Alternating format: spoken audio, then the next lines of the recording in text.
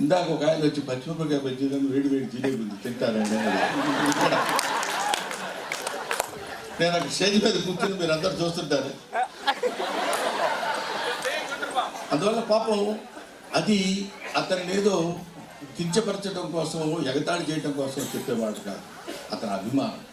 తెనాల్లో బజ్జీలు బాగుంటాయి, జిలేబీ బాగుంటుందని మా మధ్య జరిగిన సంభాషణ దృష్టిలో పెట్టుకుని, అయ్యో ఈ మీటింగ్ అయిపోతే ఆయన వెళ్ళిపోతాడేమో, ఆయన తినే సమయం ఎక్కడ ఉంటుందో ఉండదో, ఎప్పుడు ఆయనకి ఇవ్వాలనే ఆలోచనతో చేసిన పనే తప్ప ఆ మాత్రం ఇంగితం లేని మనిషిని కాదు.